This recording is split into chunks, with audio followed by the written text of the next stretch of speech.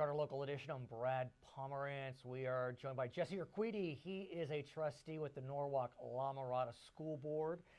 And we recently had an election. Don't want to talk about the national election. Let's talk about the state election. Because there were 17 measures on the ballot. 2 of them dealt with education. Correct. Let's start with Prop 51. Right. School construction bond, $9 billion. There was an effort to put it on the ballot in 2014. Governor Brown killed it back then. With one phone call. With one phone call. This time around, Governor Brown was neutral, didn't say anything. He came out against it at one point in time. But yeah. Did he campaign against it? Not really. No, yeah. What'd the voters say?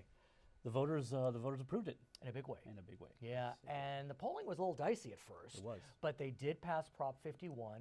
As I said, $9 billion bond, $7 billion K-12, $2 billion for community colleges. What does this mean for you and your district in K-12 throughout the state? Right. A lot of it is going to be on eligibility for modernization and for new construction. For Norwalk La Mirada, we're looking at about $9 million we can use for modernization right now. So That's for real? We're pretty excited about that. My question is, I believe the way the bond was written is that if a school district had its own bond at some point, dollars could be leveraged. Yes. Do you have some bond money that you can leverage to get more? Yes, we actually passed a $375 million bond, Norwalk La Mirada did in 2014. Okay. So we're still able to get the eligibility for those funds after this recent election this time. So $9 million coming in, $375 million you already have. Right.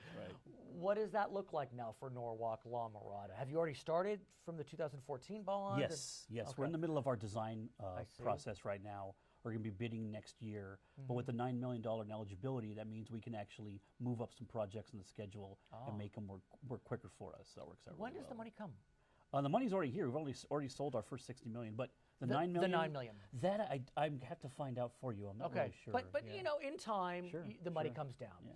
Voters also looked at Prop 55. Yes. And let's just help our audience understand how that works. We had Prop 30 in 2012. Right. Prop 30 increases sales tax and increased the tax on the wealthiest. Correct. The sales tax portion has expired. That's right. Did not go back to the voters. Right. Prop 55 asked the voters to extend the tax on the wealthiest. Californians. Californians, well stated. What did the voters say? The voters said yes. Yes. CTA was a very big proponent. California Teachers Association. That's correct. Governor Brown, who swore that Prop 30 would sunset, where did he come out on this? He was supportive. Semi-supportive, semi-silent? Yeah, semi-silent. He was trying not to make it an extension of Prop 30, but people were saying it was an extension of a portion of the Prop 30 taxes. Like you said, the sales tax sunsetted. Right. But let's talk about Prop 30 because, as I understand it, the sales tax was really the big chunk of money from Prop 30, and the tax on the wealthiest was not even near the percentage of money that the state brought in. That sales tax is done. I mean, I think January 1st, it's done. Yes. And so are you concerned about that revenue stream from the state vanishing? Well, I think right now I can tell you from a perspective of Norwalk La Mirada's budget, we're holding off on looking at some negotiation piece until after the January budget, when the governor comes out with a budget in January. Sure. Although the recent election went through, a lot of people say, hey, we got the money. Well, we don't know that yet, because in January is when he comes out with his first phase of the budget. We'll know then. So that's what we're looking at right now. And so, look, I mean, the economy's been improving, and so the feeling has been, even with the Prop 30 sales tax vanishing, everything is going to be all right. But maybe for this year, but as we look down towards future years, with a new president, with a new administration, we just don't know. Right. And so what does Norwalk La Mirada do in anticipation of knowing that that money's gone? Yeah, I think in anticipation of that, you have a 3-year projection you have to put per AB 1200 to the county. Right. So we got to be a little conservative, but at the same time realize that we do have to take care of our teachers and our classified staff, and understand that we want to be fiscally conservative and have a responsibility to the district. We also know that Governor Brown has the sweetest of sweet spots for K-12. I mean, once the economy came back, once Prop 30 passed, everything was going to K-12. Correct. Which feels good. But a lot of other interest groups, if I can call them that, feel a little left out. And Governor Brown will be leaving in 2018 because of term limits. So are you concerned about education funding as we march forward, given Governor Brown will be leaving, given that K-12 has been the favored child?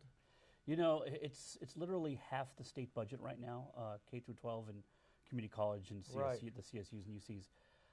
I would be concerned if the economy was tanking right now. It's not, I but in the see. near future, as you said, there could be a new administration. I'd like to see, you know, what that person or governor, whoever it may be, running in that future governor race. What is their priorities for education? Because for me, in this state, it should be one of his top 3 priorities, if not number 1. We also know that the new president, President-elect Trump, is looking at eliminating, he has said this, I don't know if he's going to go through the Department of Education.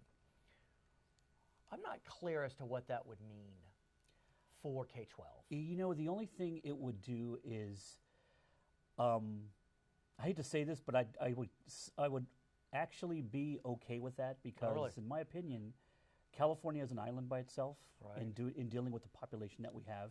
Okay. Because with Common Core and federal dollars and a few other things, populations such as Mississippi, Indiana, you know, they have different populations they have to deal with. We have a lot of ESL, a lot of, you know, Right. immigrant kids that we take care of. And it's the Common Core standards and the testing sometimes, you can't blanket the entire country with Right. the same kind of rubric, if you want to Well, state that. let's talk about Common Core because the president-elect has said he wants to eliminate Common Core. The challenge he has is the Common Core is not a federal program, so he can't eliminate it. Right. It's a state program that if it's been adopted by over 40 states. Right. That being said, though, the president does have a lot of power and influence. And so are you concerned, and I don't know what you feel about Common Core, about the future of Common Core? Well, for me, having a second grader who's Okay. actually living in Common Core, she Right. started in it. Right. It would be a little disconcerting to me if perhaps she gets to 6th grade and then we eliminate it. I understand. You know, with a lot of when it came in for the middle school kids, it That was was worse. tricky. It was worse for them. Mhm. The seniors, juniors, they were already done. But switching things back and forth based upon, you know, a knee-jerk reaction, I think would be a bad decision. And Common Core could probably evolve into different things as it moves forward. You know, I think that's something the president should look at. But like we said, Common Core is a state program. Right. So does it evolve amongst the 40 plus states that have adopted it in unison, or does it evolve in each state? I think it evolves, I think you're right, it evolves in unison through the SBAC testing. Yeah. Let's talk about SBAC because the SBAC testing, which is our standardized testing, the results have not been so good. Right. We know that the English results, I think, are in the 40s. Let me get this right. I have it right here. English standards met in 2016, 49%. Math standards, 37%. Up from the year before, but Yeah, and you know, and it's to all fair, it's the second time they Right. took the test.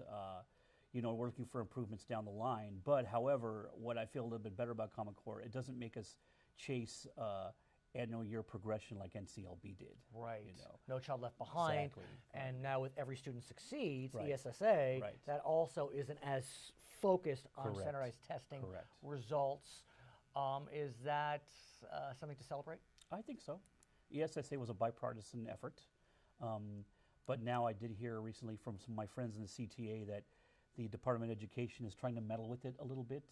You know, the well, who knows? Federal Department of Who Education. knows if we'll even yeah. have a federal Department of Education. His name is Jesse Urquidi. He is a trustee with the Norwalk La Mirada School District.